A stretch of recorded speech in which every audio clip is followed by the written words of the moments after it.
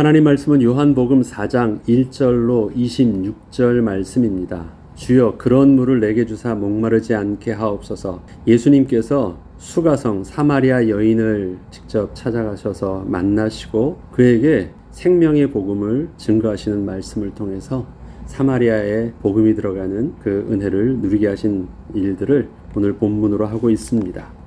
사마리아 사람은 유대인이라면 상종치 않는 사람들이었습니다. 그 이유는 북이스라엘이 멸망했을 때 포로로 끌려갔던 사람들이 아수르 사람들과 섞이게 되었고, 그러한 저들이 다시 돌아오게 되었지만 이방 민족과 섞인 혼혈이 되었다는 이유 때문에 남유다 사람들이 같은 민족으로 받아들이지 않았기 때문이었습니다. 그리고 사마리아 사람들도 성전 재건축에 함께 참여하기를 원했으나 남유다가 이를 거절하자 오히려 성전 건축을 방해하는 위치로 돌아섰기 때문에 서로 적대 관계가 된 이유도 있었습니다. 이렇듯 남유다를 중심으로 해서 순수 혈통과 신앙을 지키고 있다고 생각하고 있던 유대인 입장에서 사마리아 사람들은 절대 함께 할 수 없던 이방인과 다름이 없던 것이었습니다. 이러한 사마리아 사람에게 유대인이었던 예수님께서 직접 방문하시고 우물가에서 친히 사마리아 여인을 만나 복음을 전한 것이었습니다. 어찌하여 사마리아 여자인 나에게 물을 달라 하나이까? 사마리아 여자가 이르되 당신은 유대인으로서 어찌하여 사마리아 여자인 나에게 물을 달라 하나이까 하니 이는 유대인이 사마리아인과 상종하지 아니함이러라. 사마리아 여인은 자신이 보아도 유대인 남자가 자신에게 다가와 물을 달라고 요청하는 것이 일반적인 것이 아니었기에 이렇게 물었던 것입니다. 또한 그 여인의 말 속에는 당신들이 우리를 그렇게 무시하고 있는데 그런 우리에게 물을 달라고 하면 우리가 당연히 물을 줄 것이라 생각을 하십니까? 라고 반문하며 예수님과 말도 섞기 싫어하고 있는 그 감정이 바로 사마리아 여인이 예수님께 하는 말 속에 담겨져 있습니다. 사마리아 여인은 유대인을 만난다는 것, 그 유대인에게 전도함을 받는다라는 것을 상상치를 못했어요. 기대하고 있지 않았던 일들입니다. 우리에게 복음이 다가오는 것도 마찬가지입니다. 저 사람이 어찌 나에게, 어찌 내게도 이러한 말씀을 전할까? 나는 전혀 관심도 없고 상관이 없다고 생각했는데 이러한 나에게 왜 복음을 전하는 것일까?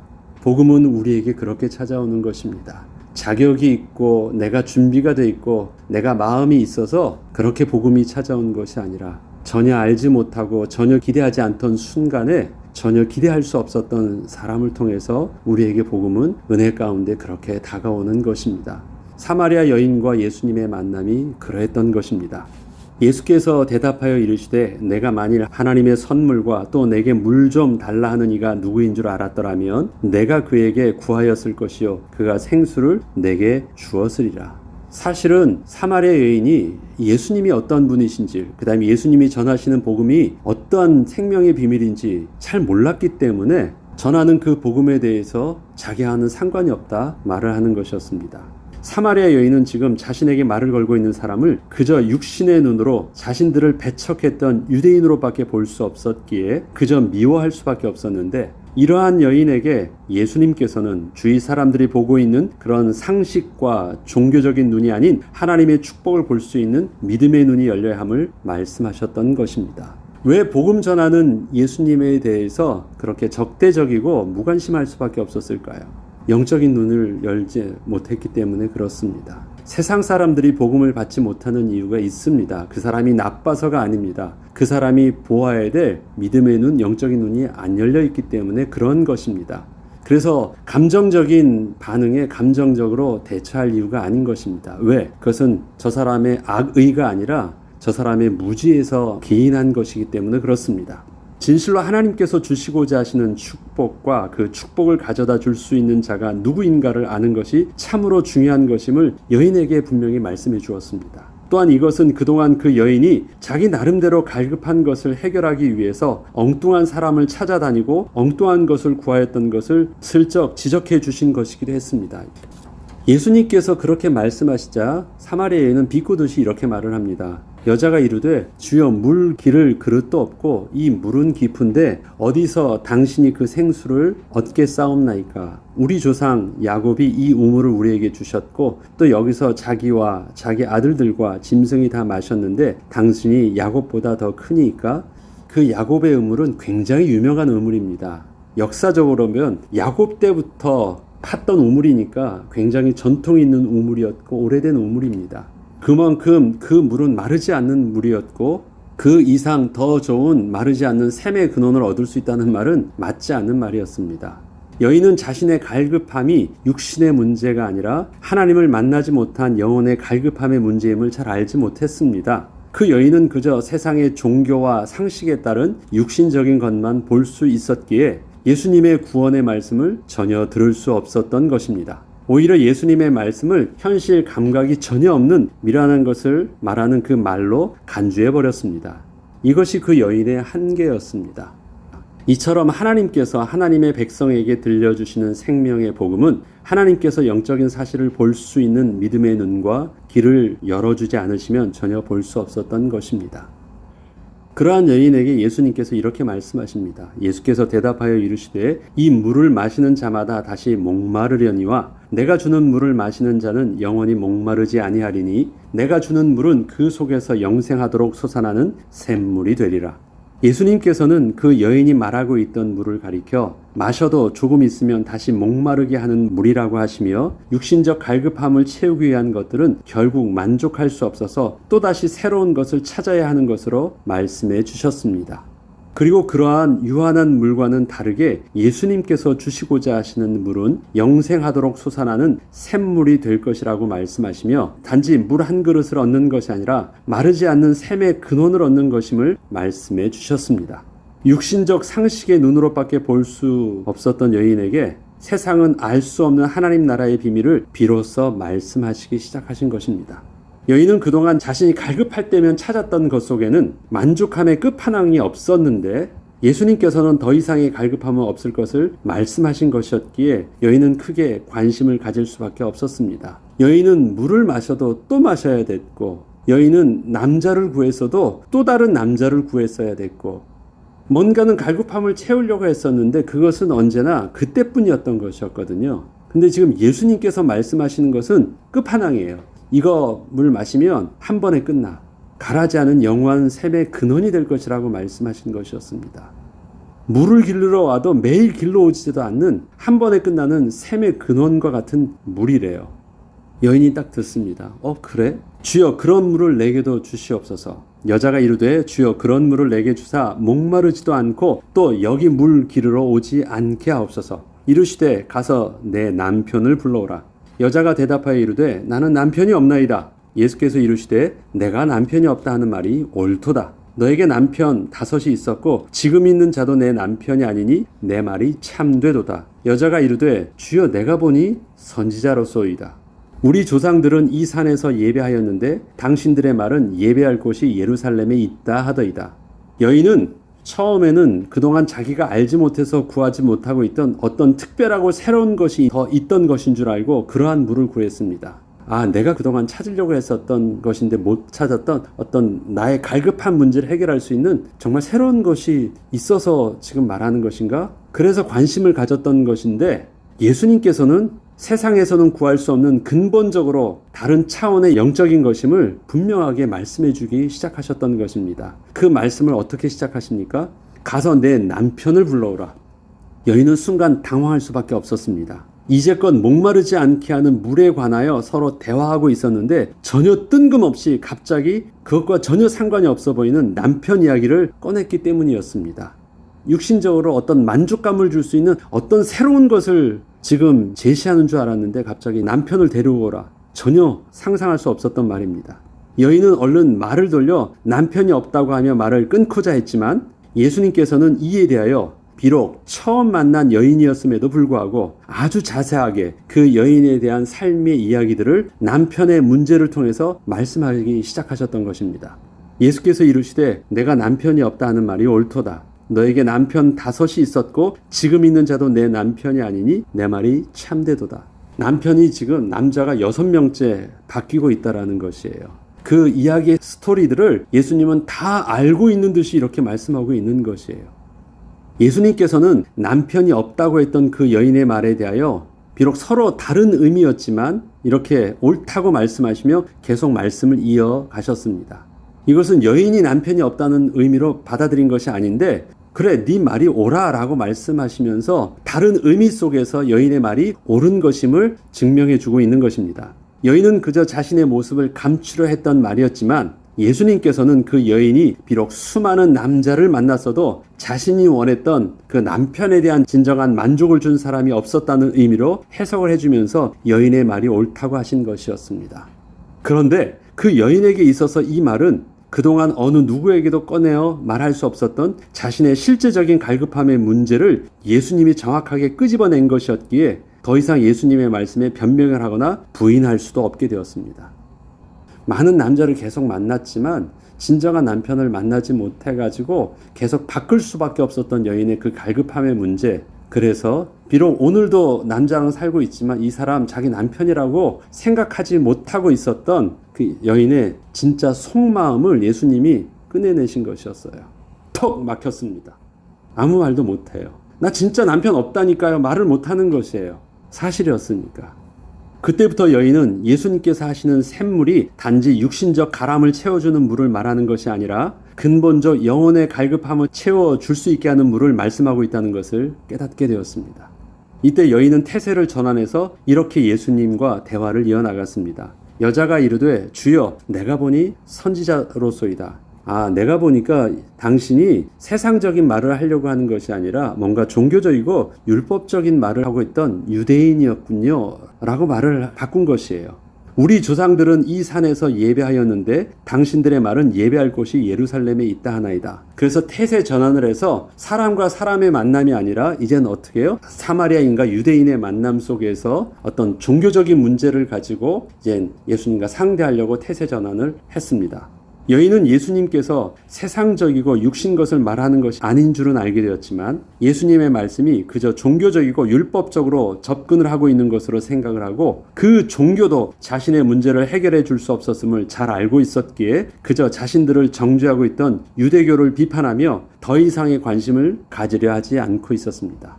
그래, 육신적인 것을 통해서 예수님이 말씀하려고 하신 것이 아니었다면 종교적인 것을 통해서 나한테 접근해. 그런데 그 종교도 나에게 답을 주지 못했어 라고 종교를 거부하려고 하고 있는 것이에요. 이때 예수님께서 비로소 복음을 전하기 시작하셨습니다. 예수께서 이르시되 여자여 내 말을 믿으라. 이 산에서도 말고 예루살렘에서도 말고, 다시 말해서 뭐예요? 종교적으로 뭔가를 해결하려고 하지 마. 나 지금 너에게 종교적인 것을 말하려고 하는 것 아니야. 너희가 아버지께 예배할 때가 이르리라. 진짜 너희가 참 하나님을 만나야 될 것이 필요해. 너희는 알지 못하는 것을 예배하고 우리는 아는 것을 예배하노니 이는 구원이 유대인에게서 남이라. 이때까지 종교적인 부분 속에서는 바로 그랬었어요. 그리고 그 종교적인 문제 속에서는 메시아가 유대인을 통해서 난다고 말을 하고 있었어요. 그런데 아버지께 참되게 예배하는 자들은 영과 진리로 예배할 때가 오나니 곧 이때라. 아버지께서는 자기에게 이렇게 예배하는 자들을 찾으시느니라. 하나님은 영이시니 예배하는 자가 영과 진리로 예배할지니라. 예수님께서는 구원의 영적인 비밀을 단지 세상의 종교적 문제와 다를 바 없는 문제로 보고 있던 그 여인에게 이 땅에 예수 그리스도가 오신 이유를 비로소 설명해 주기 시작하셨습니다. 유대교에서 말하는 성전 제사와, 그러니까 다른 데 성전이 있다는 것을 인정하지 않아요. 사마리아에도 가짜 성전을 만들어 놓은 게 있었거든요. 여로보암 왕 시절에 만들어 놓은 그 성전이 있었거든요. 그래서 그거 가짜라고 말하면서 진짜 성전은 저 예루살렘에 있는 그 성전만이 진짜라고 말하고 있었어요. 그것이 성전 제사의 의미였어요. 그래서 사마리아 여인은 가짜라고 말하는 것이에요. 그런데 예수님께서는 사마리아에서나 유대에서나 그런 성전 제사도 그것이 중요한 문제가 아니다. 그것이 구원의 본질적인 문제가 아니라는 것입니다. 그리고 율법도 문제가 되지 않는다라는 것입니다. 율법에 따르니까 사마리아 사람은 혼혈이고 자기네들은 순수한 혈통이고 그래서 안 된다라는 것. 그런데 그것도 문제가 되지 않는다라는 것입니다. 인종과 신분도 문제가 되지 않습니다. 유대인이든 사마리아 사람이든 혼혈이든 문제가 되지 않습니다. 참된 생명의 복음의 비밀을 구체적으로 말씀하신 것입니다. 지금 사마리아 여인은 유대인을 향하여서 원망하고 변명을 하면서 그것 때문에 내가 이렇게 불행하다라고 말하고 있잖아요. 근데 사마리아 여인의 그 불행은 거기서부터 온 것이 아니라는 것입니다. 성령의 비밀을 알고 구원의 참된 진리를 아는 자를 하나님께서는 당신의 백성으로 찾으시고 어디에 있든지 그들이 드리는 예배를 받으신다는 것이었습니다. 그가 어디에 속했든지 어떠한 인종과 어떠한 배경을 가지고 있든지 아무런 문제가 되지 않아요. 하나님의 성령의 비밀을 알고 구원의 복음의 진리를 안다면 그렇다는 것입니다. 곧 이때라 아버지께서는 자기에게 이렇게 예배하는 자를 찾으시느니라 라고 주님은 말씀하시면서 곧 이때라고 말씀하시는 예수님의 말씀에는 앞서 10절에 말씀하셨던 내가 만일 하나님의 선물과 또 내게 물 좀 달라고 하는 이가 누구인 줄 알았더라면 내가 그에게 구하였을 것이요 그가 생수를 내게 주었으리라는 말씀을 서로 연결하여 예수님을 제대로 볼 수 있게 하신 것이었습니다. 이때라 지금이야 라는 말 속에서는요 네 앞에 있는 내가 누군지 아까 얘기했었잖아. 하나님의 선물을 주는 자이고 하나님의 선물이 무엇인 줄 알았더라면 너는 지금 나에게 대해서 다른 반응을 했었을 거라는 것이에요. 그리고 다시 한 번 더 가르쳐 주신 것이었습니다. 예수님이 바로 영과 진리로 예배할 수 있도록 돕는 그리스도이심을 알게 하여 주신 것이었습니다. 그제서야 여인은 예수님의 그 말씀하시고자 하는 의도를 정확하게 깨달았기에 즉시로 이 땅에 오실 메시아를 자신도 막연히 기대하고는 있었지만 사마리아 사람이면서 남편을 6명이나 바꾼 자신에게는 해당이 안 된다는 의미를 담고 이렇게 마지막으로 말을 마치려 했습니다. 여자가 이르되 메시아 곧 그리스도라 하는 이가 오실 줄 내가 압니다. 나도 알아요. 그가 오시면 모든 것을 우리에게 알려주실 것도 나도 다 알고 있어요. 그러나 나는 아니에요. 그렇게 자기는 남의 이야기처럼 그렇게 비관적으로 말하고 빠지는 것입니다. 그때 예수께서 이르시되 내게 말하는 내가 바로 그다. 네가 그렇게 그 예수를 사모한다고 말하고 있지 그 예수가 오면 다 된다고 했었지. 바로 그 그리스도가 바로 나이고 내가 바로 너에게 그렇게 다가와서 지금 눈앞에 있다라는 것입니다. 이때 내가 그라 하시는 예수님의 말씀은 여인에게 실로 놀라운 복음의 메시지가 되었습니다. 여인은 그 즉시 예수께서 바로 그리스도이심을 믿게 되었고 즉시 마을로 돌아가 자기가 만난 예수 그리스도를 전하기 시작했던 것입니다. 이것은 예수님께서 여인에게 베풀어 주신 구원의 은혜이셨습니다. 자, 예수님께서 그 여인에게 내가 그리스도야 라고 말했다고 해서 그 여인이 갑자기 맞군요 하고 믿을 수 있었을까요? 그렇지 않아요. 그런데 여인은 그렇게 믿게 되었어요. 왜 그럴 수 있었을까요? 예수님께서 그 여인의 눈을 열어주셨기 때문에 그렇습니다.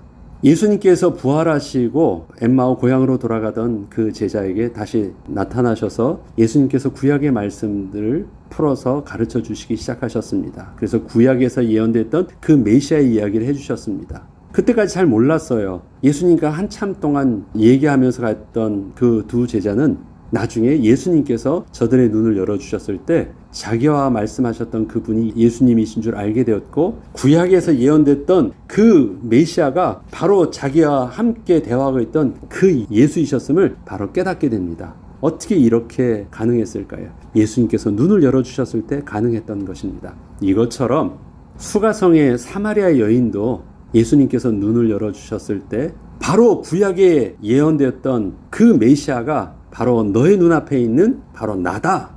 그리고 내가 바로 하나님의 선물이었고 내가 바로 줄이지 않는 영생하게 되는 너의 인생의 그 근본적인 문제를 해결할 바로 그리스도이다 라는 말을 증거하게 되었을 때 바로 그 여인이 예수 그리스도로 즉시 믿고 전하게 된 것입니다. 복음은 누구에게나 증거되어집니다. 그러나 복음이 증거되어졌다고 해서 다 믿는 것이 아닙니다. 비록 예수님이 죽은 자를 살리셨다고 할지라도 그 자가 예수님을 믿고 구원을 얻는 것은 다른 것입니다. 구원을 얻는 비밀은 창조의 기적 때문이 아닙니다.